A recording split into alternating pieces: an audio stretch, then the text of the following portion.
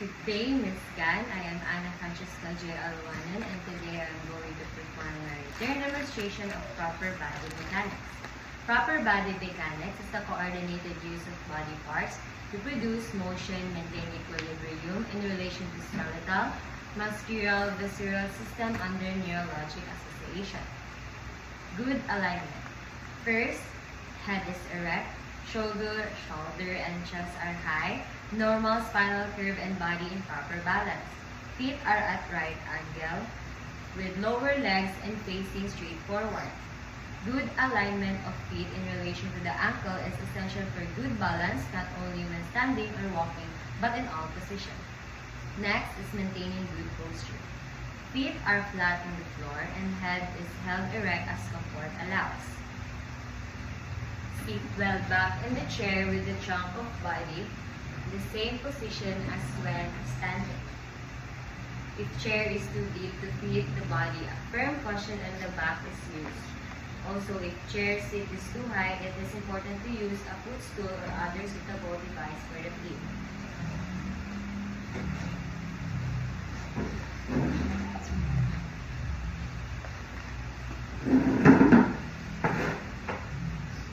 Next, when walking. Move in good rhythm, shifting the body weight with each step forward. Hold body erect, chin up, abdomen flat, shoulders square, but easy, let arms swing easily.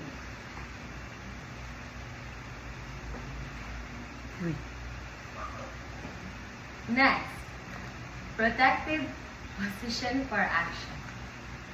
Sometimes, when more strenuous activities are required, there is method of standing that helps to protect the organs of the abdomen. This is how the abdominal muscles are pulled in and upward, while at the same time, the muscles of the buttocks are squeezed together downward. Get the feeling that you are standing tall and stretching yourself upward at the waist. Some people practice this and make it a habit, and they find it extremely beneficial. Next, good alignment when stooping. Place your feet apart with one foot advance. Lower your body, deflex hip and knee joint, and keep your trunk in an upright position.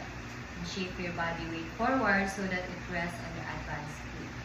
The heels of your rear foot will be and helps to maintain body alignment and balance.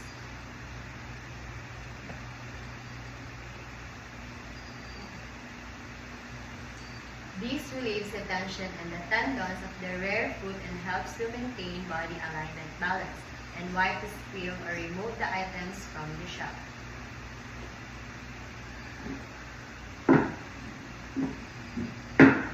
Raise your body to standing position by extending the hips and knee joints while keeping your body aligned.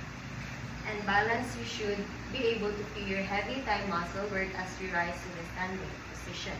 And remember, if you are lifting an object, carry it near your body to decrease fatigue and strain, and place an object in appropriate place or dispel soil, towels, in waste container.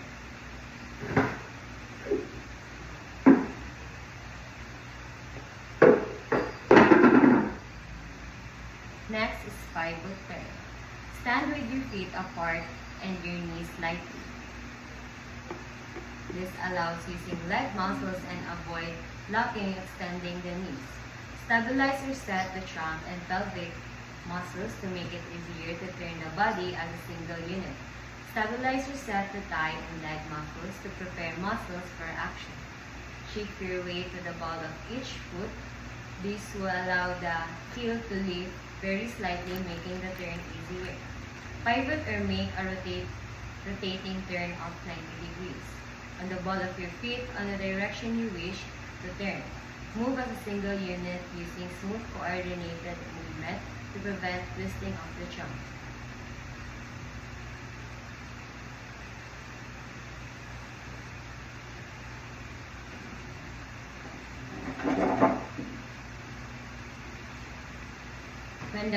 When the turn is completed, distribute your weight equally and evenly on each foot. This provided a stable base of support and balance for further movement. When the turn is completed, distribute your weight equally and evenly on each foot, and this provided a stable base of support and balance for further movement. Next is when lifting a heavy object.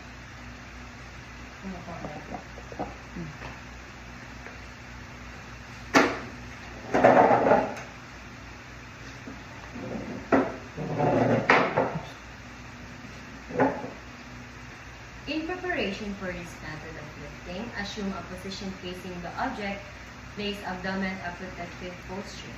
Position feet wide apart for a wide base and good balance. Keep back straight. Flex your knees to the extent necessary to lower body for action. Keeping back straight, flex arms with under object. Bring object to your body as lifting begins. Set the muscles of thighs and raise your body to necessary level to place object where you want it. Place abdomen in protective posture. That is, contract the muscle with a feeling of yawning in and upward. At the same time, squeeze together the muscles of buttocks, the feelings of pushing them downward. If the object is brought close to your body, to reduce the pull of gravity and making lifting easy.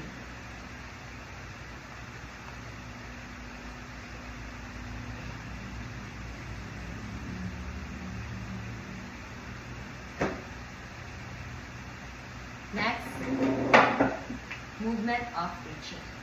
Start with basic position and stable base of support. Check your alignment, stand on a footstool to raise your height and to decrease distance of each. Spread your feet apart, broaden your base, and provide better lateral stability. Advance one foot in the direction of the reach and reach in front of you rather than directly over her to remove the object. Stabilize your body by setting your muscles. Lower the object with smooth, coordinated movement. Step off the stool or ladder. Step carefully and watch your step.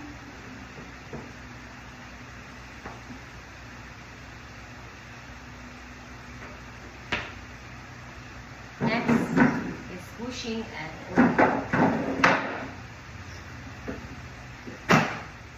Start with a stable base support. Stand close to the object to be pushed or pulled. This reduces distance of reach and encourages good body alignment. Position feet. Place them at least 8 inches apart with one foot advanced forward in the direction you are working. This provides more stable and under base off.